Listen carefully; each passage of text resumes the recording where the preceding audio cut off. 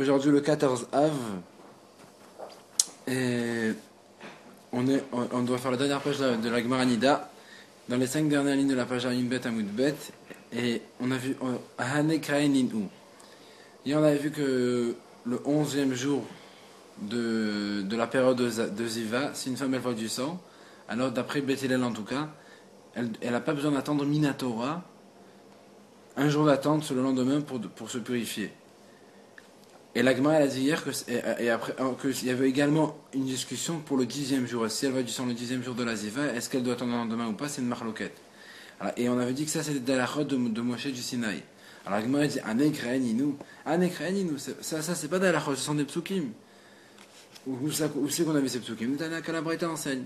Est-ce que c'est possible à Rouach Shamim Mitrilat Nida? Si une femme elle voit 3 jours d'affilée en période de règle, 3 jours du sang d'affilée, Retsoufim. Zava, est-ce qu'on va dire que cette femme elle est Zava? Et moi, comment je vais appliquer le passage qui dit Isha Kiti Zava Damiye Zova Bufsara? Et le passage qui parle de la femme Nida qui dit qu'une femme si elle a du sang en période de règle, elle sera Nida. Et j'aurais dit ça c'est Veroyom Echad. Si une femme elle voit un seul jour pendant la fête qu'elle est Nida, si elle voit 3 jours, elle est Zava. Talmud Lomar, c'est pour ça que le passage il a dit non. Belo Atimnata, quand est-ce qu'on appelle une femme Zava? Quand elle a du sang hors période, c'est pas le moment d'avoir du sang, elle en a eu. Si c'est pendant la période Nida, les 7 premiers jours, c'est normal qu'elle ait du sang. Après, à partir du 8e jusqu'au 19e, les 11 jours après le mikvé, là, elle ne doit pas en avoir.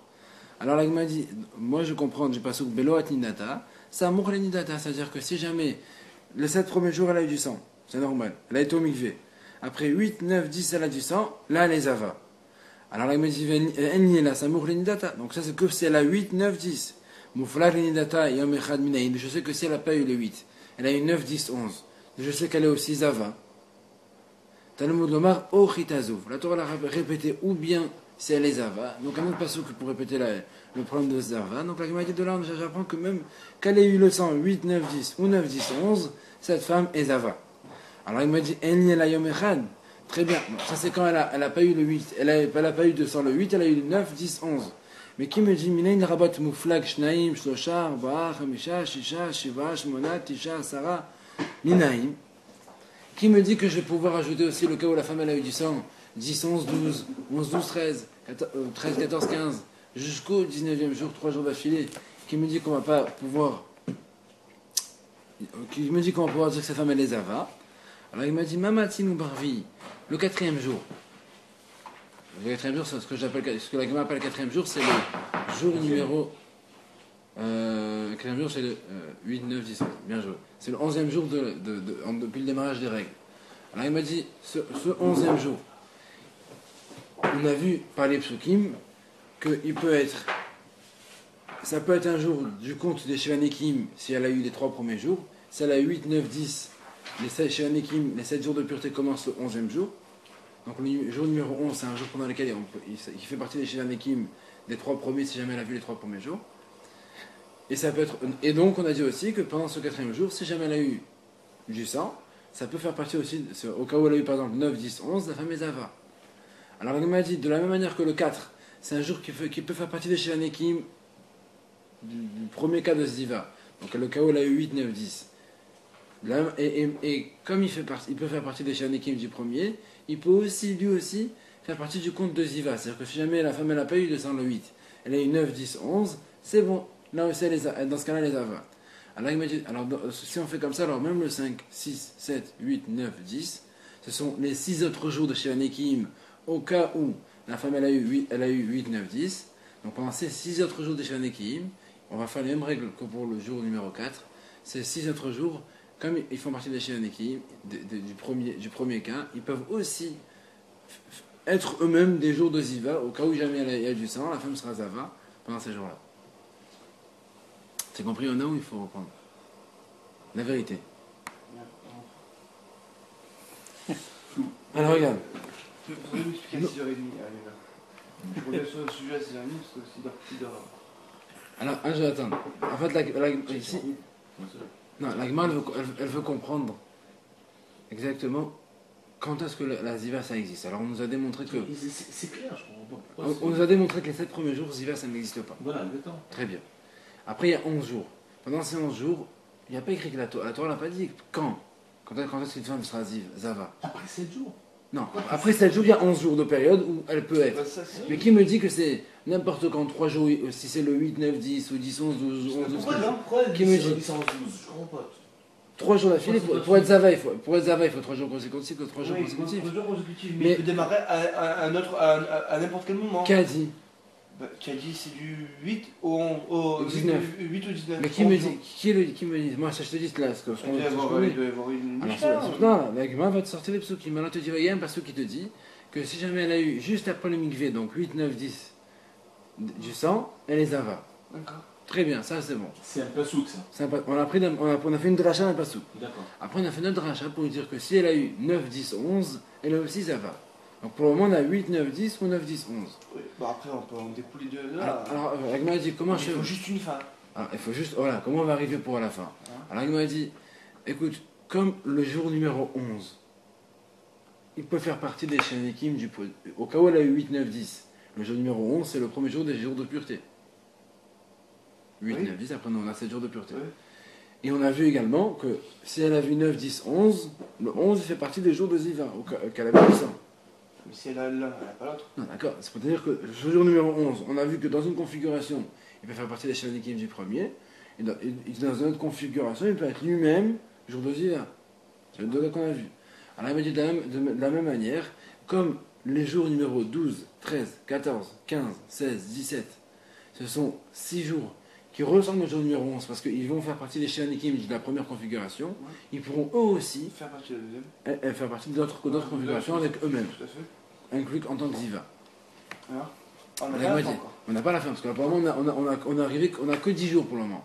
8, 9, 10, 11, 12, 13, 14, 15, 16, 17. Il nous manque le dernier.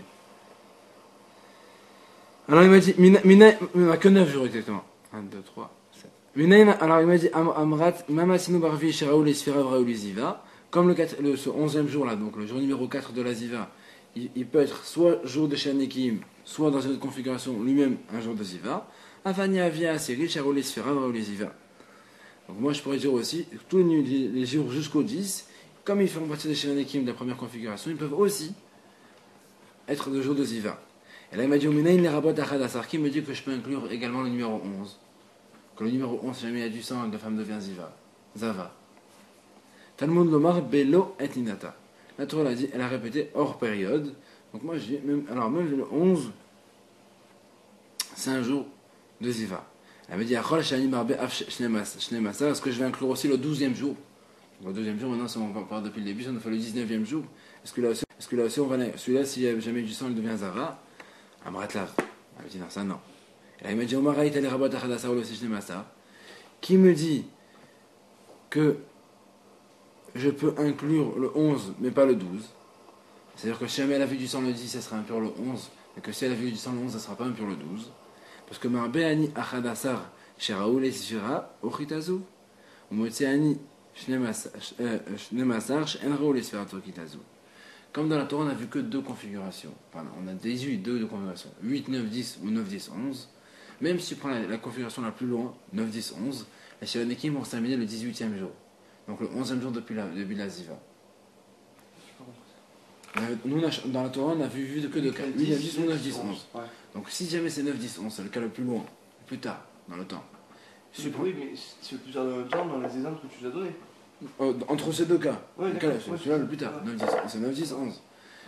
9, 10, 11, les 7 jours de purification vont se terminer quand? 12 jusqu'au 18. 7 et 11, 18. 18e. 18. 18. 18, le 18e jour, ça finit.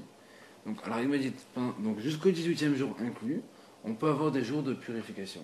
Et c'est des jours pendant lesquels on peut avoir des périodes de ziva. Plus que ça, non. Le 12e jour depuis les. Parce que en fait, je me limite à ce que la Torah m'a donné. Comme c'est des jours où ça peut être des jours de purification pour les configurations que la Torah m'a donné, ça peut être aussi des jours où, au cas où dans une configuration ils ont eu du sang pendant ces jours-là, la femme devient impure. Plus que ça, je ne sais pas.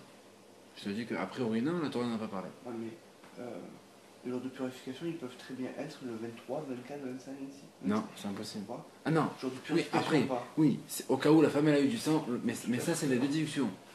Hein? Ça, c'est des déductions. On a dit comme pendant, nous, on a dit tous les jours aptes à être des jours de pureté pour ces deux configurations peuvent aussi être des jours de ziva. Mais que pour ces deux. Après, on ne peut pas, si tu es en après, tu as tous les jours qui deviennent ziva.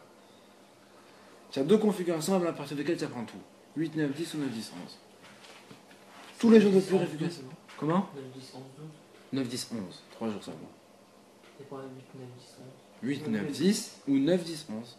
Ou 9, 10. À la place, c'est 8, c'est 9. Ah, j'ai entendu 10. Non, 8, 9, 10 ou 9, 10, 11. Et donc après, il reste 8 jours. Après, il nous reste 8 jours, 7 jours. 7 jours.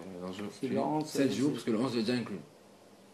Quand 18, il nous reste 7 jours. Et pourquoi ils veulent commencer à partir du 9 et 8e jour? C'est quoi pour eux? Non. Pour ceux qui disent 9, 10, 11. Non, c'est pas une enquête. Tout le monde est d'accord avec ça. Que la Torah elle a parlé du cas où la femme, juste après le mikvé, elle a eu du sang. 8, 9, 10. Parce que les 7 premiers jours, c'était les règles. Donc 8, 9, 10. Après, on a dit, et au cas où elle n'a pas eu le 8, elle a eu 9, 10, 11. Là aussi, la Torah elle en a parlé. Ah, le 10, 11, 12, ça, je peux dire. Hein. Non, mais la Torah elle a parlé que de deux cas. Voilà, c'est tout. Je peux pas prendre un autre. autre. Alors, que moi je fais. Les autres, on a dit. Ouais, Voilà. mais ça, le problème, c'est que d'après ce que tu me dis là, effectivement, les cas, au début, on ne sait pas, comme je dis, on ne sait pas. Après les Nida, on ne sait pas quelle est la période. Voilà. Donc il y a marqué effectivement 8, 9, 10, Et il y a 9, 9, 10, 11. Voilà. Mais c'est vrai que le fait qu'il n'y ait pas marqué la période, si ce n'est que tu t'as dit qu'elle a observé les 7 jours, Donc, alors, c'est c'est pour ça, l'argument, c'est facile de dire comme ça. l'argument, elle a fait une règle très simple, ça s'appelle la Mamassinu. C'est une règle de point commun. Le jour numéro 11, tu es d'accord que si tu regardes les deux configurations, dans une configuration, le jour numéro 11, il fait office de Shean Ekim, parce que quand on fait 8, 9, 10, Oui. le 11, il fait partie des 7 jours de pureté.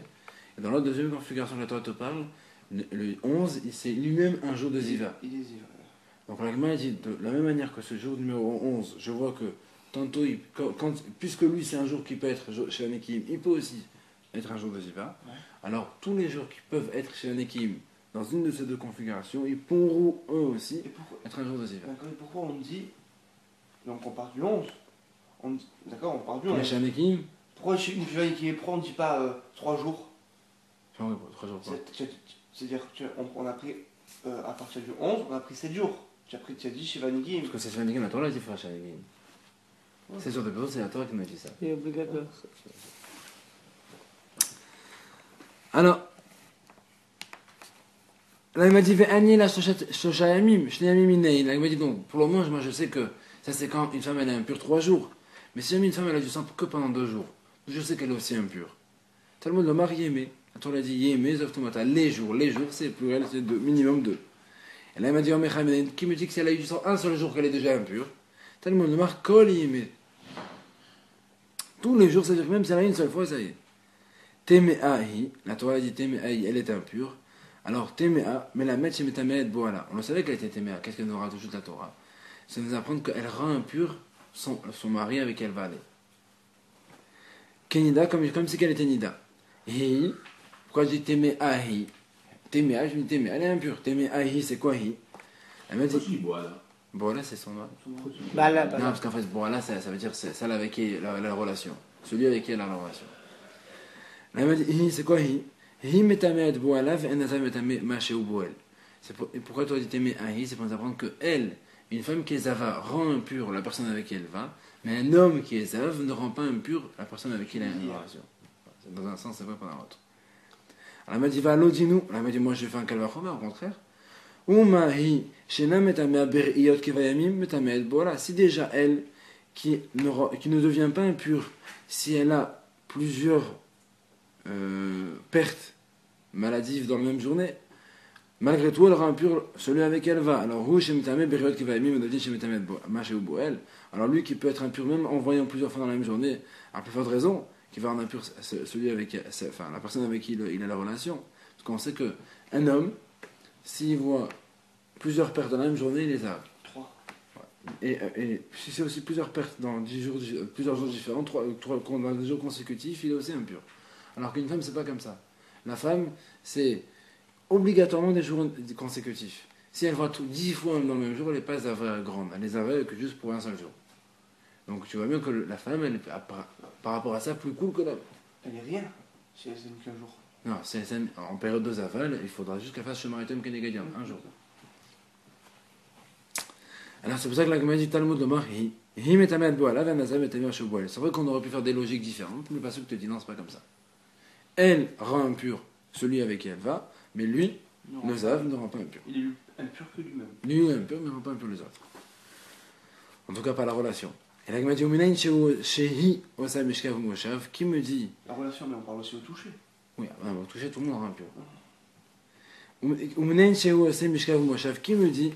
D'où je sais que la famille Zava, elle rend impure tous les endroits où elle s'assoit et les endroits où elle s'allonge, mais impure, pas seulement impure, elle les rend aussi aptes à donner l'impureté.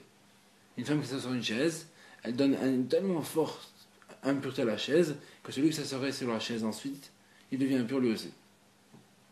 D'où je sais ça. Talmud le marque Mishkav Nidata. Attends, on a dit, comme la chaise, là où elle s'assoit une femme, Zava, c'est le même statut que là où s'assoit une femme Nida. Donc c'est pour ça que ça rend Puron impur aussi, celui qui s'assoit derrière.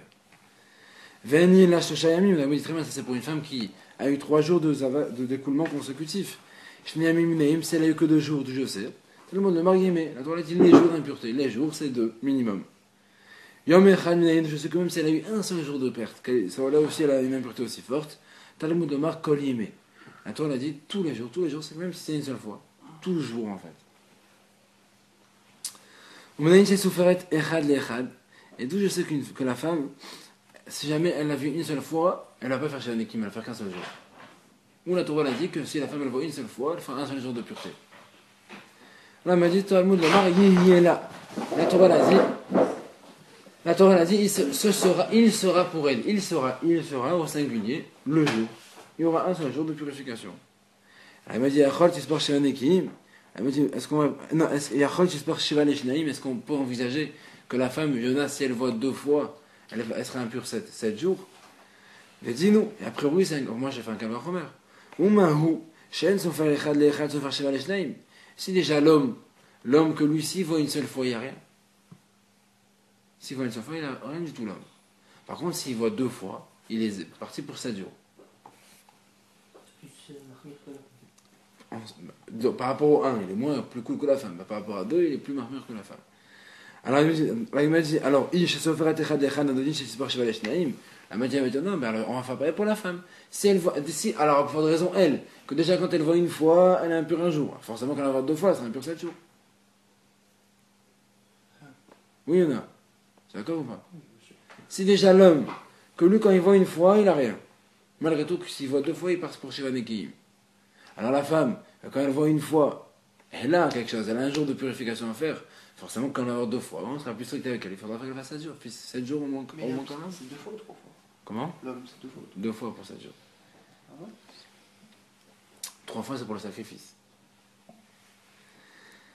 Alors, Talmud Lomar, il est là. Attends, elle a dit non. Il sera pour elle encore une fois. Et Nasoferet, c'est la Yoma. Même au cas où elle a vu 2 jours, la femme, elle fera qu'un seul jour.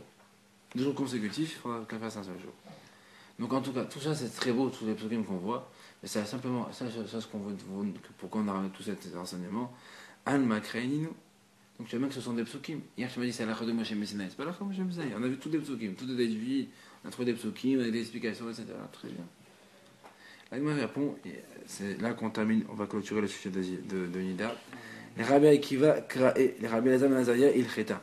Selon Rabbi Akiva, c'est des psukim. Selon Rabbi Elazar Ben Azaria, ce sont des halachot. De Moshe Messina. Il y a deux Tana qui discutent. Il apprend autre chose. Parce que le pasuk, le sens simple, il n'est pas venu pour ça. Tu n'es pas obligé de le prendre. Non, c'est des drachot qu'ils ont fait. Le pasuk? Non, si, parce qu'en fait, le pasuk au sens simple, il parle pas du. Non, mais au sens simple, le pasuk, il ne dit pas du tout ça. C'est nous qui en font des drachot pour comprendre. Bon, Kertov.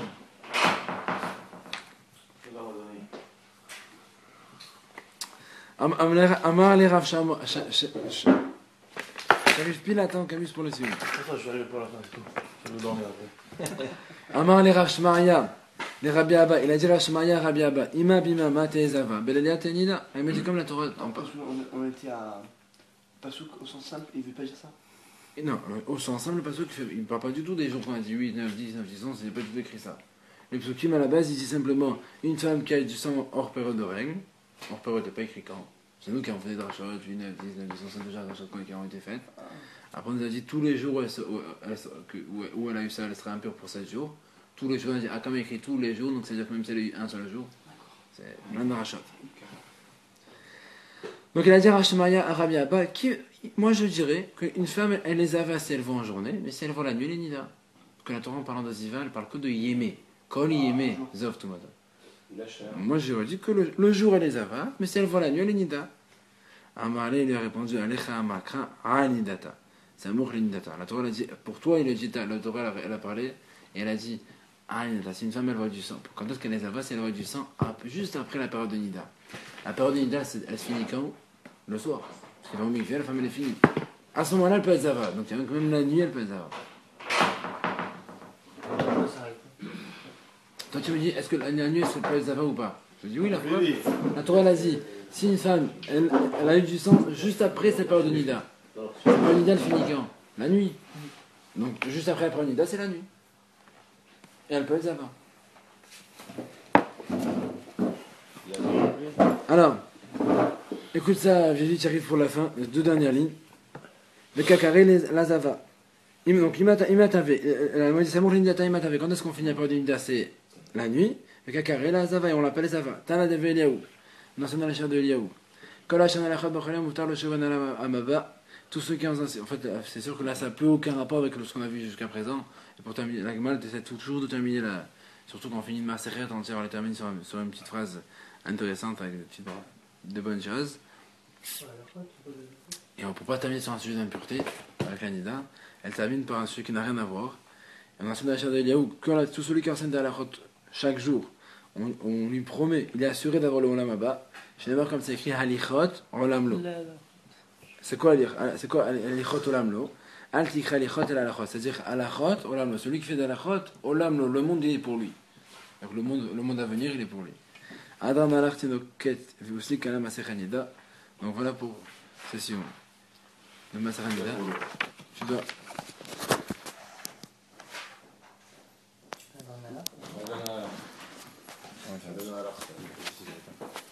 Il est arrivé. Alors,